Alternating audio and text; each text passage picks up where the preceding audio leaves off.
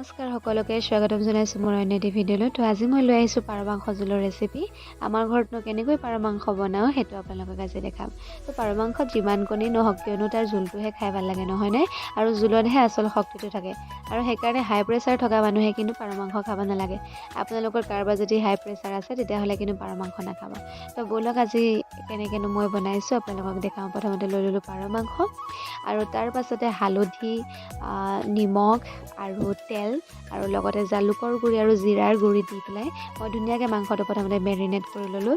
এনেকৈ কৰি ল'লে মানে মাংসটোৰ ভিতৰলৈকে সেই মছলাখিনি যায় আৰু ভাল লাগে। আৰু পাৰ মাংসত মানে বেছিকৈ মছলা প্ৰয়োগ কৰিবলৈ কোনো দৰকাৰ নাই। যেনেকুৱা ধৰ ৰেড চিলি আৰু যোনবোৰ পেকেটৰ মছলা ধনিয়া গুড়ি সেইখিনি মানে নিদিলেও হৈ যায়। কাৰণ পাৰ মাংসটোত মানে নিজৰে এটা ফ্লেভাৰ থাকে, সেইকাৰণে আদা আৰু নহৰুটো দিলেই হ'ল। আৰু মই এখন কেৰাহী লৈ ল'লোঁ আৰু গৰম হোৱাৰ পাছতে তাতে মই দি দিলোঁ তেল আৰু অকণমান দিছোঁ জিৰাৰ গুড়ি আৰু জালুকৰ গুড়ি আৰু তাৰপিছত অকণমান দিছোঁ আদা নহৰু আৰু তাৰ পাছতে দি দিলোঁ মই পিঁয়াজখিনি।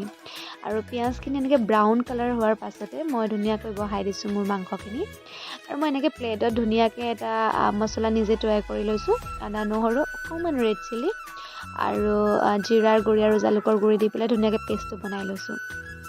আলুখিনি আগতীয়াকৈ বইল কৰি থোৱা আছিলে, এনেকৈ কৰি ল'লে ভাল হয়। আৰু তাৰপিছতে মই অলপ আলু কি কৰিলোঁ ধুনীয়াকৈ হেতাই মানে ভাঙি ল'লোঁ, তেতিয়া ভাল লাগে, অকণমান ডাঠ লাগে খাবলৈ। আমাৰ ঘৰৰ এই চৌকাটো কেনেকুৱা লাগিছে বাৰু আপোনালোকে ক'বচোন। এই চৌকাটো মানে পিকনিক চিকনিকত লৈ যাবলৈ মানে বৰ ভাল হয়, মানে উঠাই লৈ ফুৰিব পাৰি, সেইকাৰণে বৰ ভাল লাগে কিন্তু দেই। আৰু এতিয়া মই মাংসটো সিজাৰ পিছত তাতে দি দিলোঁ মোৰ আলুখিনি আৰু অলপমান পানী দি দিলোঁ আৰু তাৰপিছত এতিয়া ধুনীয়াকৈ উতলাই আছোঁ মোৰ মাংসখিনি।